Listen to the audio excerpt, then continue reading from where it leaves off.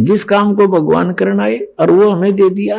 अब जिस कार्य को बाप करता था और वो बच्चों से कहे कि बेटा अब तुम भी सहयोग दो, तो उन बच्चों का कर्तव्य बनता अपने पिता के उस काम में सिरदर्द की बाजी ला कर सहयोग दें। तो अब आपने भी ये कोशिश करनी चाहिए दास का सहयोग दे। और परमेश्वर स्वामी आए अपने पुत्र का रूप बना के और कहा जो ज्योति निरंजन तूने जुल्म कर दिया, ऐसे पवित्र लोक में जो ऐसी गलती करता उसको ये सजा है कि तू आज से काल कहागा 1 लाख मानव शरीरधारी प्राणियों को नित खाया करेगा, 1.25 लाख उत्पन्न करेगा। आज से तेरा नाम काल होगा।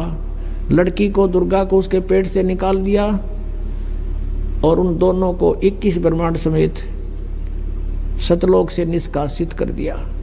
16 शंख कोश की दूरी पर 21 ब्रह्मांड आकर रुक गए और यहाँ फिर अपने मालिक की विधि अनुसार ये चक्कर काटने लगे। अब काल ने फिर सोचा कि अब मेरा कौन के बिगाड़ेगा, जो इन्होंने सजा देनी थी मुझे दे दी।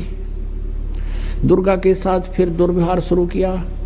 इसने फिर प्रार्थना की कि ज्योति निरंजन पहले तो तू मेरा बड़ा भाई, मैं तेरी छोटी बहन, दूसरे मैं तेरे पेट से बाहर आई हूँ, तेरी बेटी होगी। यानी इसने अपनी इज्जत बचाने के लिए सब कुछ कह दिया, पर इसका कोई असर नहीं हुआ। परमात्मा ने देखना था कि ये कितना बकवाद कर सकता है और लड़की को प्रजनन इंद्री भी अपनी तरफ से नहीं लगाई थी। इसने अपनी सिद्धि शक्ति से नाखूनों से प्रजनन इंद्री बनाई और दुर्गा के साथ विलास किया। 3 पुत्रों की उत्पत्ति की। बड़े का नाम ब्रह्मा, दूसरे का विष्णु, तीसरे का शिव हुआ। अब मैं तुमसे कहूँ चिताई त्रिदेवन की उत्पत्ति भाई। ज्ञानी सुने सो हृदय लगाई, मूर्ख सुने तो गम ना पाई। माष्टंगी पिता निरंजन, ये जमदारुण वंशन अंजन। पहले की निरंजन राई, पीछे से माया उपजाई। माया रूप देख अति शोभा, देव निरंजन तन मन लोभा। निरंजन की ने भोग विलासा, माया को रही तब आशा। 3 पुत्र अष्टंगी जाए, ब्रह्मा विष्णु शिव नाम धराए। 3 देव विस्तार चलावे, इनमें यो जग धोखा खावे। हमारा दूसरा सवाल है कि साधक को व्रत करना चाहिए या नहीं। अगर आप चाहते हो कि आपके जीवन की दरिद्रता आपके जीवन से समाप्त हो जाए तो आपको नवरात्रि का व्रत करना चाहिए। ये जो नवरात्रि के व्रत हैं बड़े ही सुंदर हैं। भगवती जगदम्बा की पूजा, हवन और ब्राह्मण भोजन कराना चाहिए। व्रत के श्रद्धा पालन करने से ज्ञान और मोक्ष तथा सुलभ हो जाते हैं। सुख और संतान की प्राप्ति होती है तथा शत्रु के पैर भी नहीं टिकते जो माता रानी के नवरात्रों का व्रत करते हैं। छठे अध्याय के 16वें श्लोक में फिर ये भी कहा कि अर्जुन यह योग न तो बहुत खाने वाले का और न बिल्कुल न खाने वाले का। बहुत खाना तो यूँ है पेट डडी पक्का खा ले अंगड़ाई टूटे, भक्ति हो को ना। और बिल्कुल न खाना, व्रत रखना। व्रत रखना भी गीता में मना है। और ये व्रत रखवाओ एकादशी का, ये कहाँ से लाए? और न बहुत सहन करने वाले सोने वाले का और न अधिक जागने वाले का सिद्ध होता। यानी 16वें में तो ये भी कंसेप्ट क्लियर कर दिया है कि व्रत रखना भी व्यर्थ है। और ये एकादशी का व्रत तो बहुत महत्वपूर्ण कर बताते। तो ये लोक वेद है, दंत कथा है, इनकी वेद शास्त्र विधि रहित ज्ञान है। उसके करने से कुछ भी लाभ नहीं होगा। गीता जी अध्याय नंबर 16 के श्लोक नंबर 23 के अनुसार।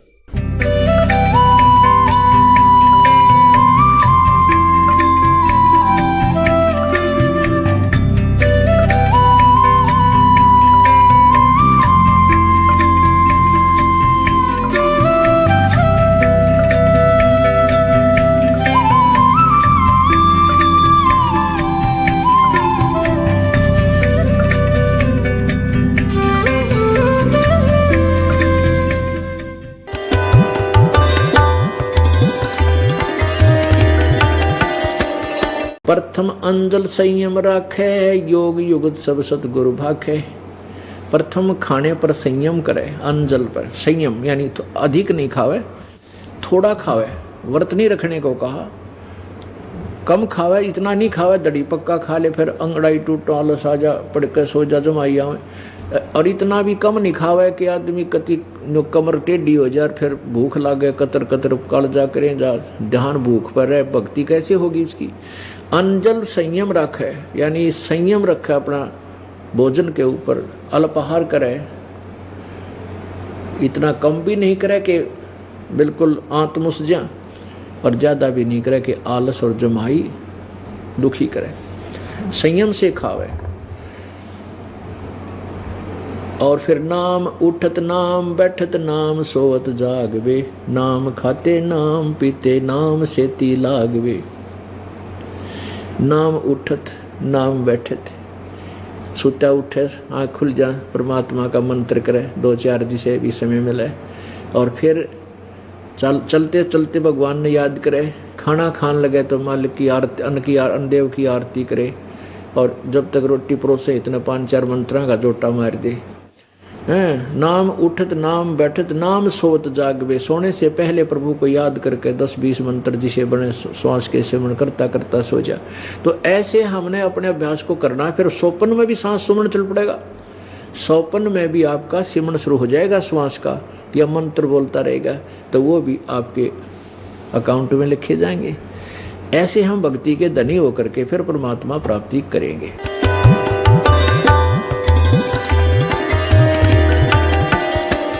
देवी को पूछते हैं, कोई हनुमान जी को पूछ रहा है, कोई शंकर भगवान को पूछ रहा है।